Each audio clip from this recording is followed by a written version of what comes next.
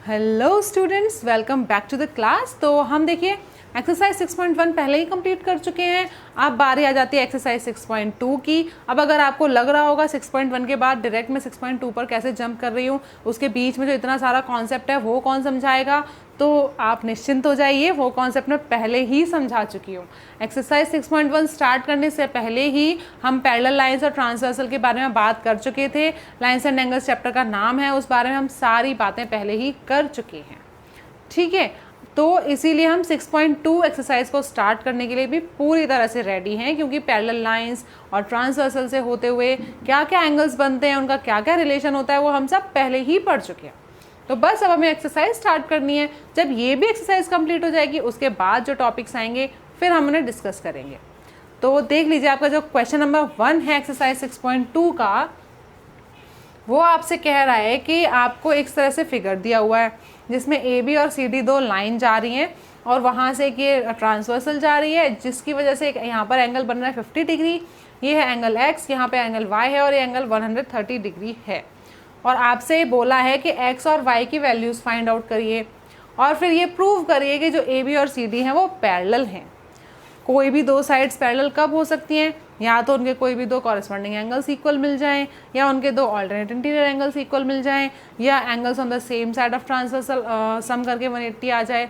इन तीनों केसेस में से कुछ भी अगर होगा तो लाइंस पैरेलल हो जाएंगी। ये भी हम पढ़ चुके हैं ना। आपकी बुक में इन सब चीज़ों से रिलेटेड थ्योरम्स भी हैं। अगर आप चाहते हैं कि उन थ्योरम्स को भी मैं आपको प्रूव करके समझाऊं कि वो कैसे उनका प्रूव आ रहा है, तो आप मुझे प्लीज़ कमेंट करके बताइए। आप जो भी थ्योरम बोलेंगे मैं उसके लिए अलग से क्लास लेकर अपलोड कर दूँगी।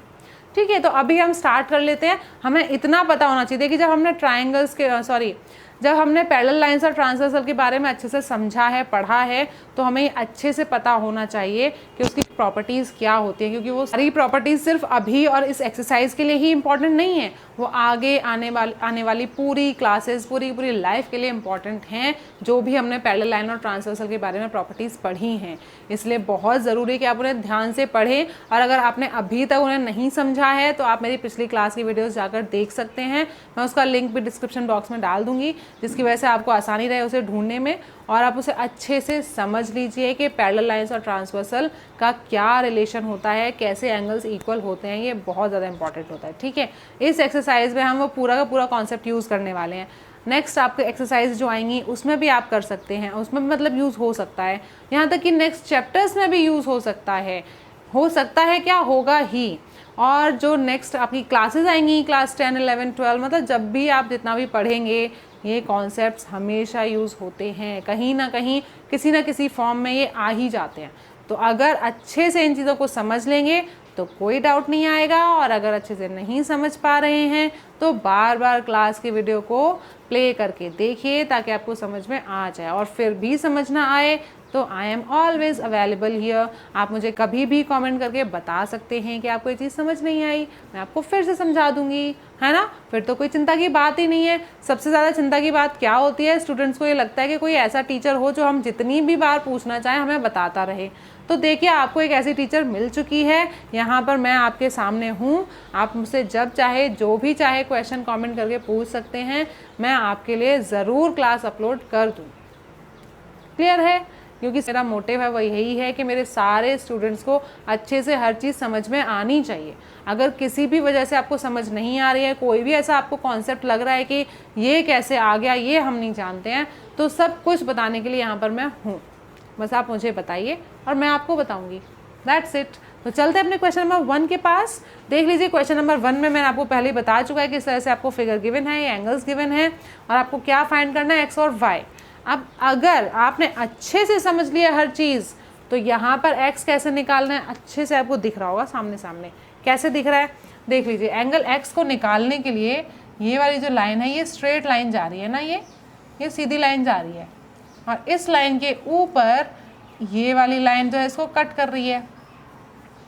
यानी कि ये दो एंगल्स जो हैं वो इस लाइन के पार्ट्स हैं। और लाइंस एंड एंगल्स जब हमने स्टार्ट किया तब भी मैंने आपको बताया, वैसे तो ये क्लास 7 का, फिर से ये क्लास 7 का ही कॉन्सेप्ट है जिसके बारे में मैं बात कर रही हूँ। और मैंने आपको जब चैप्टर स्टार्ट कराया है तब भी ये सारी चीज़ें आपको मैंने बता दी। ठीक है। अगर आपको नहीं पता, अगर आपने अभी तक नहीं पढ़ा है वो, तो उसका लिंक भी आपको डिस्क्रिप्शन बॉक्स में मिल जाएगा और आप उसे भी अच्छे से समझ लेना कि लाइन्स एंड एंगल्स के हमने कैसे स्टार्टिंग की थी, पूरे की पूरे बेसिक्स से स्टार्ट किया था मैंने, ठीक है। तो यहाँ पर जो एंगल 50 डिग्री है और जो एंगल x है वो क्या बना रहे हैं, वो बना रहे हैं लीनियर पेयर। मतलब ये जो ट्रांसवर्सल जा रही है, ये आपको दिख रहा है कि एक स्ट्रेट लाइन जा रही है, सॉरी वो दूसरी लाइन के ऊपर से चली गई, तो ये स्ट्रेट लाइन जा रही है और इस पे जो ये ए बी लाइन है उस वजह से क्या है, ये दो एंगल्स बन रहे हैं और वो डिवाइड हो रही है दो एंगल्स में, यानी कि दोनों एंगल्स मिलकर लीनियर पेयर बना रहे हैं। लीनियर पेयर कब हमें समझ में आ सकता है, जब भी कोई स्ट्रेट लाइन जा रही हो और उसके ऊपर से कोई दूसरी लाइनों से इंटरसेक्ट करके जाएगी, तो एक साइड में जो दोनों एंगल बनेंगे वो दोनों लीनियर पेयर में ही आएंगे। तो हम ये कह सकते हैं कि x + 50 degree is equal to 180 degree. हाँ जी, लीनियर पेयर का सम क्या होता है, लीनियर पेयर, क्योंकि आपको पता है स्ट्रेट लाइन 180 डिग्री की होती है, तो उस स्ट्रेट लाइन से जितने भी एंगल्स कट करके जाएंगे उन सब का सम भी 180 होगा। यहाँ पर बस दो ही एंगल बन रहे हैं तो दो का सम 180 हो गया। अगर यहीं से एक और लाइन ऐसे और जाती, इस साइड से ऐसे भी जाती, तो 3 एंगल बनते, उनका सम भी 180 होता। तो जितने भी एंगल्स आएंगे उनका सम 180 डिग्री ही होगा। और आप यहाँ पर लिख देंगे लीनियर पेयर। ठीक है, यहाँ तक तो मेरे को लगता है कोई भी डाउट नहीं होगा। अब देखिए, आपको x की वैल्यू निकालनी है तो आपको 180 पहले आगे लिखना है और फिर 50 डिग्री माइनस करना है। बहुत से स्टूडेंट्स क्या कर देते हैं, इसकी जगह पर ऐसे लिख देंगे, वो लिखेंगे x = 50 डिग्री माइनस 180 डिग्री और फिर आंसर ठीक निकाल देंगे 130 डिग्री। ये चीज़ तो ऐसे निकाल देंगे, लेकिन यहाँ पर जो ये लिख देते हैं यही तो गलत हो जाता है। आपका फर्स्ट स्टेप जो आप माइनस करने के लिए कर रहे हैं वही गलत हो जाता है। वो कैसे गलत हो जाता है, क्योंकि बहुत बार आपको एक कन्फ्यूजन हो जाता है कि जब हमें इस साइड से वो जो चीज़ इस साइड नंबर लेकर आना है तो उसको कहाँ लिखना है। देखिए, आप क्या करते हैं, 50 को आप 180 के पास ला रहे हैं तो 180 को पीछे खिसका देते हैं और 50 को आगे रख देते हैं, जबकि होना क्या चाहिए, जो पहले से है वो अपनी जगह पर रहेगा, जो बाद में आ रहा है वो पीछे जाएगा। भाई लाइन में लग रहा है ना 50 डिग्री, 180 के बाद ही तो लगना है। 180 तो पहले से खड़ा हुआ है, एक तो 180 उससे बड़ा और ऊपर से वो पहले से खड़ा हुआ है। अब आप सोचिए, आप छोटे हैं, कोई बहुत बड़ा आप इंसान आपके आगे पहले से लाइन में लगा हुआ है और आप जो दौड़ते दौड़ते आए और उसके आगे जाके खड़े हो गए, तो क्या होंगे कॉन्सिक्वेंसेस, अच्छे से समझ लीजिए, है ना। जो भी होगा फिर तो वो आपके साथ होगा। तो कभी भी ये गलती नहीं करनी है कि जब नंबर आप दूसरी साइड से लेकर जा रहे हैं दूसरी साइड में, तो हमेशा उसको पहले वाले नंबर के पीछे ही लिखना है, चाहे वो छोटा हो या बड़ा हो, जैसा भी हो। अभी तो आपको लिख रहा है कि 180 बड़ा इसलिए लिखा है, अगर ऐसा होता कि 180 यहाँ मतलब कोई और नंबर होता जो 50 से छोटा होता, फिर भी वो आगे ही रहता, क्योंकि जो आगे है वो आगे ही रहेगा, लाइन में जो बाद में आ रहा है वो उसको पीछे ही लगना है आकर। ठीक है, छोटा हो या बड़ा, हमें पार्शलिटी नहीं करनी है, जैसा है वैसा रखना है। तो ये ध्यान रखिए कि ये स्टेप बहुत इंपॉर्टेंट हो जाता है। मैं 10 साल से ज़्यादा से पढ़ा रही हूँ बच्चों को, और ये चीज़ सबसे ज़्यादा कॉमन है जो मैंने देखी है कि वो इस तरीके से लिख देते हैं, ये ऐसे कर देते हैं और फिर वो आंसर तो ठीक ही निकाल देते हैं कि 180 से 50 माइनस होगा तो 130 डिग्री ही आएगा। लेकिन उन्होंने किया क्या, इतना लिखने की जगह उन्होंने ये चीज़ लिख दी और फिर वो बोल रहे हैं कि मैम आंसर तो हम ठीक निकाल रहे हैं, तो आप हमें पूरे मार्क्स क्यों नहीं दे रही है। तो अब आपको समझ में आ गया पूरे मार्क्स क्यों नहीं मिल रहे हैं, क्योंकि अगर आप अगर इस तरह से लिख रहे हैं ना 50 माइनस 180, इसका मतलब ये है कि आप 50 में से 80 को माइनस कर रहे हैं। और देखिए 50 में से 180 अगर आप माइनस करेंगे तो एज ए इंटीजर, क्योंकि आपने इंटीजर्स तो पढ़े ही हुए हैं, तो आप माइनस में आंसर निकालेंगे ना, फिर आपका आंसर पॉजिटिव कैसे आ रहा है, फिर तो वो नेगेटिव आएगा, और वो भी नहीं हो रहा है। आंसर आप ठीक निकाल रहे हैं लेकिन लिख आप गलत रहे हैं, तो फुल मार्क्स आप कैसे एक्सपेक्ट कर सकते हैं। इसलिए ध्यान रखिए कि किस तरह से लिखना है। तो ये यहाँ तक हो गया, आपका x की जो वैल्यू है वो आ गई 130 डिग्री।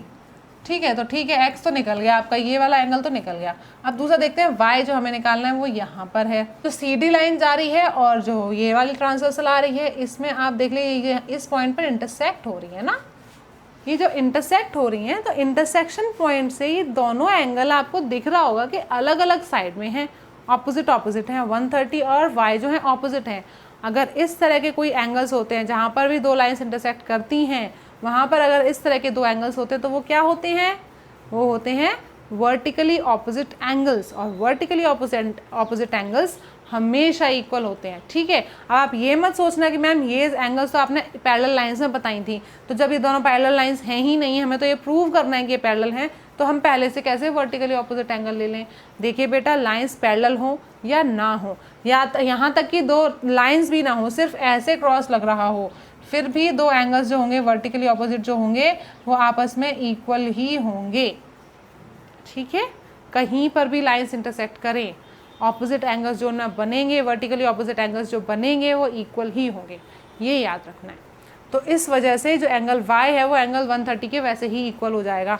तो आप लिख देंगे that y is equal to 130 degree, और ब्रैकेट में आप लिख देंगे वर्टिकली ऑपोजिट एंगल्स।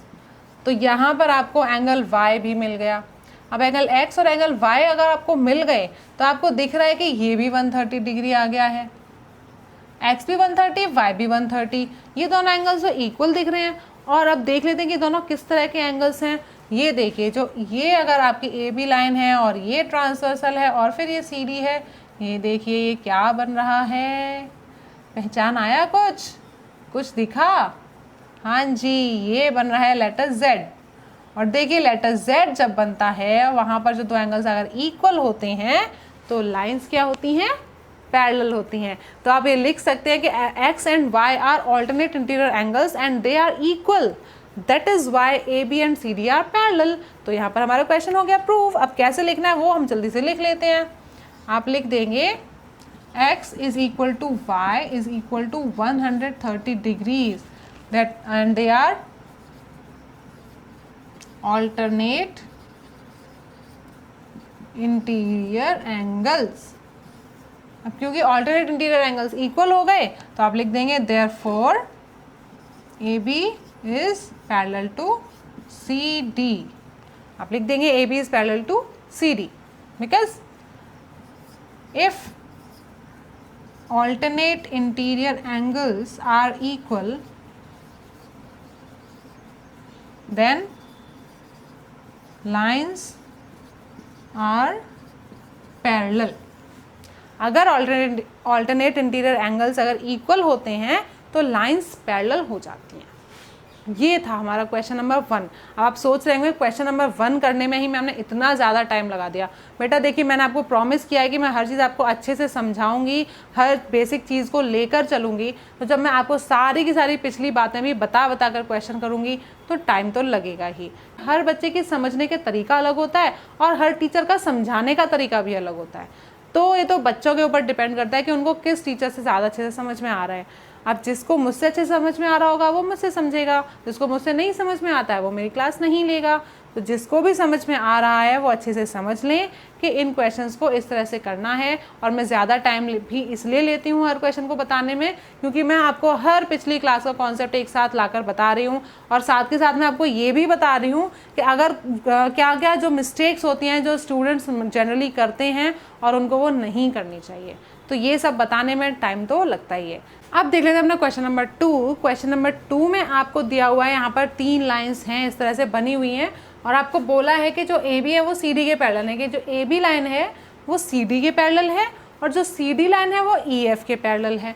जैसे ही 3 पैरेलल लाइंस दिखी, क्या आपको एक थ्योरम याद आ गई? आपकी बुक में एक थ्योरम 6.6 है जिसमें लिखा हुआ है कि lines parallel to same line are parallel to each other. अगर कोई भी 2 लाइंस किसी एक सेम लाइन के पैरेलल होती हैं तो वो 2 लाइन आपस में भी पैरेलल हो जाएंगी। तो देख लीजिए यहाँ पर जो ए बी लाइन है वो भी सी डी के पैरेलल है और जो ई एफ है वो भी सी डी के पैरेलल है, यानी कि सी डी जो है वो सेम लाइन बन रही है, उस सेम लाइन के पैरेलल में ए बी भी है और ई एफ भी है, मतलब ए बी और ई एफ भी आपस में पैरेलल हो जाएंगे। तो सबसे पहले हम ये लिख लेते हैं, उसके बाद ही बात करेंगे कि क्वेश्चन में दिया क्या क्या है। तो हम लिख लेते हैं कि A B is parallel to E F, और आप यहाँ पर क्या लिख देंगे? Lines parallel to same line are parallel to each other. ठीक है, तो सबसे पहले तो हमने ये लिख लिया कि 2 लाइंस अगर एक ही लाइन के पैरेलल होती हैं तो वो आपस में भी पैरेलल होती हैं, ये हमने लिख लिया। अब अगर ए बी और ई एफ भी पैरेलल हो गए, इसका क्या मतलब हो जाएगा? अगर ए बी और ई एफ पैरेलल हो गए तो देखिए ए बी और ई एफ लाइन पर एक एंगल बन रहा है x और यहाँ पर बन रहा है एंगल सी जेड। तो एक्स और जेड किस तरह के एंगल आपको लग रहे हैं? देखिए अगर इस तरह से हम देखें तो ये किस तरह के एंगल्स लग रहे हैं आपको? जी हाँ, यहाँ पर बन रहा है z, और जहाँ बनता है z वहाँ पर होते हैं ऑल्टरनेट इंटीरियर एंगल्स। मतलब x और z जो हैं वो ऑल्टरनेट इंटीरियर एंगल्स हैं, और क्योंकि ये दोनों लाइंस पैरेलल हैं इसलिए वो इक्वल भी हैं।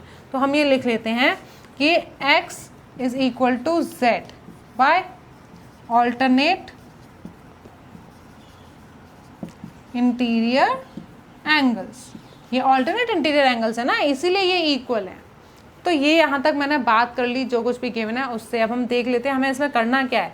हमें इसमें पहले गिवन है कि जो y और z का रेशियो है ना वो 3:7 दिया हुआ है।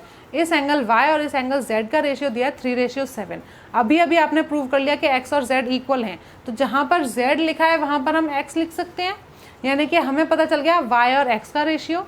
ठीक है, और आपको दिख रहा होगा कि y और x के एंगल के बीच में क्या रिलेशन है। ये ए बी और सी डी जो है पैरेलल लाइन है, ये ट्रांसवर्सल जा रही है, ट्रांसवर्सल के एक ही साइड में दोनों इंटीरियर एंगल्स हैं। तो ये एंगल्स कौन से वाले हो गए? Angles on the same side of transversal, angles on the same side of the transversal, और जिनका सम क्या होता है? 180 डिग्री होता है। जी हाँ, इसमें कंफ्यूज नहीं होना है। कुछ कुछ बच्चे की क्या गलती हो जाती है ना कि वो angles on the same side of transversal को भी इक्वल लिख देते हैं कि वो भी इक्वल होते हैं। ऐसा नहीं है, ऐसा नहीं है। जहाँ भी आपने पैरेलल लाइन और ट्रांसवर्सल पढ़ा तो सारे एंगल्स आपस में इक्वल ही हैं। ये एक केस होता है जिसमें दोनों एंगल्स का सम 180 डिग्री होता है। दोनों एंगल्स सप्लीमेंट्री होते हैं हमेशा। तो x और y प्लस करके 180 आना चाहिए, और x और y का अब हमारे पास रेशियो है। हम यहाँ पर लिख सकते हैं ना, if y ratio z is equal to 3:7, that is y ratio x is equal to 3:7, और आप यहाँ पर लिख देंगे because x is equal to z। ये अभी हमने प्रूव किया है कि x और z इक्वल है, इसलिए हमने z की जगह में यहाँ पर x लिख दिया, और y और x का रेशियो गिवन है। अब जब रेशियो गिवन होता है, देखिए हम x को यहाँ पर क्यों लिख रहे हैं, क्या ज़रूरत है x को लिखने की? देख लीजिए अपने फाइंड में आपको क्या बोला है, x ही फाइंड आउट करना है। तो उस x को फाइंड आउट करने के लिए ही हम इतने काम कर रहे हैं, वरना क्या ज़रूरत है कुछ ऐसा कुछ करने की। तो देख लीजिए जब रेशियो गिवन होता है तो क्या होता है, अब रेशियो गिवन होता है तो उस रेशियो को हम मान लेते हैं x, लेकिन यहाँ तो पहले से ये लोग x हैं तो यहाँ पर हम m मान सकते हैं ना, कुछ भी मान सकते हैं। मतलब मैं मान ले रही हूँ m, तो बोल देते हैं let the ratio be m, नहीं तो आप k भी मान सकते हैं, आपकी मर्जी, आप कुछ भी मानिए। तो जब हमने रेशियो को m मान लिया तो हम ऐसे लिख सकते हैं कि y is equal to 3m और x is equal to 7m।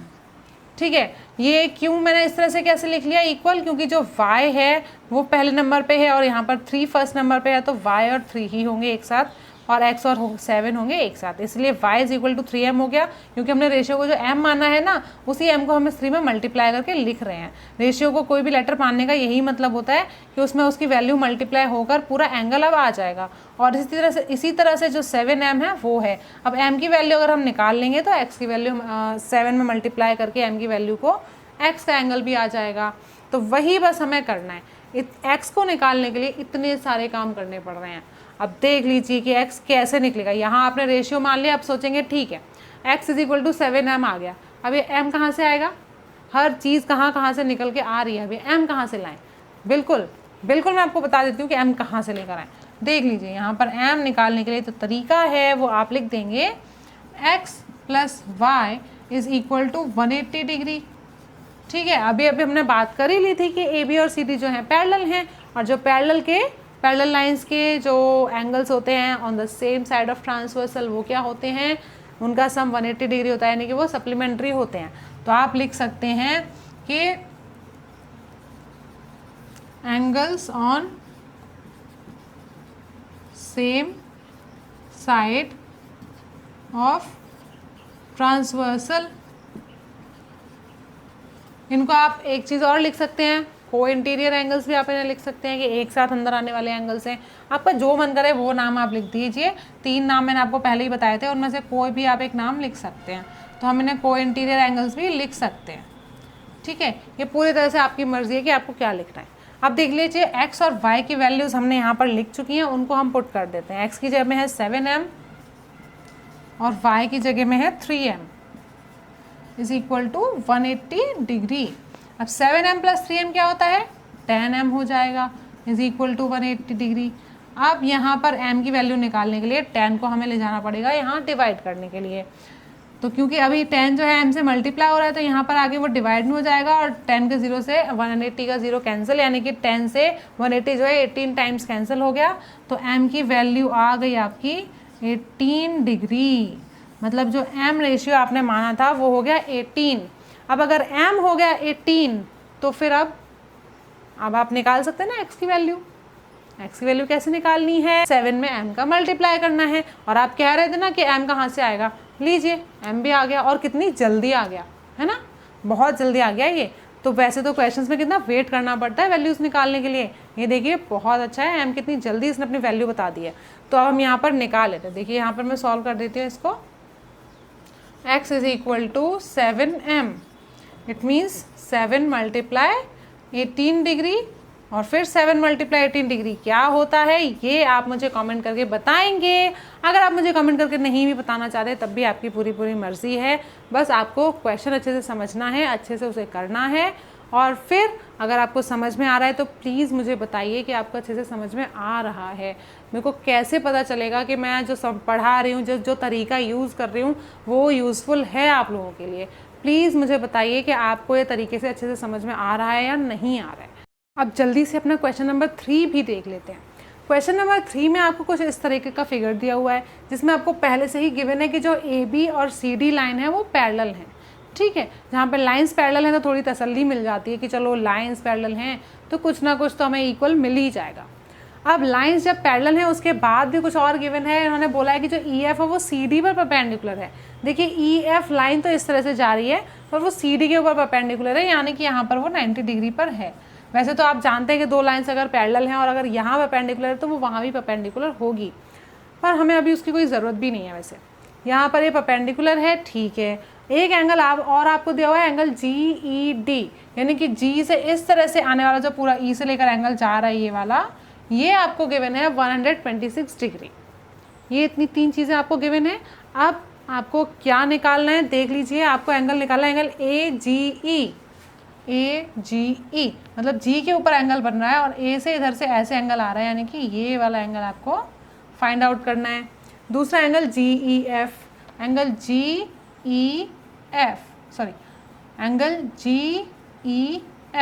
ये वाला एंगल, इतना एंगल निकालना है। मेरे ख्याल से सारे बच्चों को ये समझ में आ गया होगा कि एंगल GEF निकालना सबसे ज़्यादा इजी है, क्योंकि पूरा का पूरा एंगल भी दिया हुआ है और इतना एंगल भी दिया हुआ है, तो ये एंगल तो आराम से निकल जाएगा। फिर भी अगर समझ में नहीं आ रहा है तो मैं आपको बताऊंगी, चिंता मत करिए। उसके बाद तीसरा एंगल कौन सा निकालना है, एंगल FGE, एंगल FGE, मतलब ये वाला एंगल भी निकालना है। तो आप उन्हें मार्क कर लिए ना कौन से एंगल्स निकालने हैं, ये वाला और ये वाला, ये 3 एंगल्स हमें निकालने हैं। सबसे पहले जो एंगल AGE निकालने को बोला है हम उसी के बारे में बात कर लेते हैं। तो हम अपना सोल्यूशन लिख लें। देखिए गिवन को इस तरह से लिखना होता है, को क्या क्या चीज़ दी हुई है आपको बताना होता है। ये सब मैंने इसलिए नहीं लिखा है कि मैं आपके लिए क्लास ले रही हूँ तो आपको सब दिखाने के लिए, ये चीज़ें मैं इसलिए ऐसे लिख रही हूँ कि आपको भी ना ऐसे ही करना है। जैसे आप क्वेश्चन को अच्छे से सॉल्व करके दिखाएंगे, आपका प्रेजेंटेशन जितना ज़्यादा नीट और अच्छे से समझने में आएगा टीचर को, उतना ही अच्छे से वो आपकी कॉपी को करेक्शन करेंगे, चेक करेंगे, मार्क्स देंगे, ठीक है। तो ये इस तरीके से मैं लिख रही हूँ क्योंकि स्टूडेंट्स को इसी तरह से अपने क्वेश्चन पेपर में या अपनी आंसर शीट में या अपनी क्लास वर्क नोटबुक में भी ऐसे ही करना है। तो देखिए सोल्यूशन अपना स्टार्ट कर लेते हैं। सबसे पहले हम एंगल AGE की बात कर लेते हैं। आपको पता है कि जो एंगल AGE है, जो एंगल AGE है वो एंगल GED के इक्वल हो जाएगा। कैसे इक्वल हो जाएगा देख लीजिए भाई। जो एंगल AGE है वो यहाँ पर बन रहा है, ठीक है, और इसी लाइन से जाते हुए यहाँ पर जो एंगल बन रहा है यही तो है ना GED, यही तो है ना 126 डिग्री। देखिए ये पैरेलल लाइन है, ये ट्रांसवर्सल है और ये पैरेलल लाइन है। दिख गया होगा आपको साफ साफ। पिछले क्वेश्चन में भी हमें यही दिखा था, अभी भी यही दिख गया। और ये क्या है, ये है Z। तो पैरेलल लाइंस में जहाँ भी Z यानी कि मतलब जहाँ भी आपको जिगजैग साइन दिख जाए, समझ लीजिए उसके कॉर्नर्स में आने वाले एंगल्स क्या हैं, ऑल्टरनेट इंटीरियर एंगल्स हैं। और क्योंकि लाइंस पैरेलल हैं तो वो इक्वल भी है, क्लियर है ना यहाँ तक? इसका मतलब एंगल AGEF वो तो हमें इतनी आसानी से मिल गया क्योंकि वो एंगल GED के इक्वल है, तो हम लिख देंगे कि वो भी 126 डिग्री है। और आप यहाँ पर लिख देंगे कि they are alternate interior angles. तो is it clear till now? Angle GEF, angle GEF, I think this would be the easiest part of this question. आपको एंगल GEF निकालना है, आप कैसे बताएंगे? आपको पूरा का पूरा एंगल GED पता है और उसमें देखिए इस GED में दो पार्ट्स हो रहे हैं FE की वजह से, और जिसकी वजह से आपको एंगल FED भी पता है क्योंकि परपेंडिकुलर है, और जो परपेंडिकुलर होता है वो क्या होता है? 90 डिग्री। तो पूरा एंगल 126 है, इतना एंगल 90 है, इसको निकालने में क्या प्रॉब्लम? कुछ भी नहीं, निकाल लेते हैं फिर। तो ये तो आपका हो गया फर्स्ट एंगल। दूसरा एंगल जो आपको निकालना है एंगल GEF, तो angle GEF is equal to कैसे निकालेंगे? Angle GED minus angle FED। Angle GED में से FED को माइनस कर देंगे। देखिए ये पूरा का पूरा एंगल है ना, इतना वाला ये पूरा एंगल है, इतना पूरा एरिया में, उसमें से अगर इतने वाले एरिया को माइनस में कर दूंगी तो यही तो बचेगा, और वही तो एंगल मुझे निकालना है। तो मैं ऐसे लिख सकती हूँ। अब GED की वैल्यू क्या है? पूरे GED की वैल्यू आपको गिवन है 126 डिग्री, और FED की वैल्यू कितनी है? 90 डिग्री। तो एंगल कितना आ गया? 126 में से 90 को माइनस किया तो आ गया ना 36 डिग्रीज। तो यानी कि आपका जो एंगल GEF है, ये वाला एंगल है, वो है 36 degree. Is it clear till now? ये 36 डिग्री हो गया। ओके, अब जो लास्ट बचा है वो है एंगल FGE। एंगल FGE मतलब ये वाला एंगल बचा है। इस वाले एंगल को निकालने के लिए एक तो आपके दिमाग में ना ये आ रहा होगा कि जो ये ट्रायंगल है FGE, इसमें ये एंगल हमें मिल गया और ये एंगल भी 90 हो गया, क्योंकि ये 90 है तो ये भी 90 है, और तो ये तीसरा एंगल हम निकाल लेंगे एंगल सम प्रॉपर्टी से। हाँ जी बिल्कुल, आप इससे भी निकाल सकते हैं, लेकिन एक इससे भी ज़्यादा ईजी तरीका है इसे निकालने का। वो क्या है?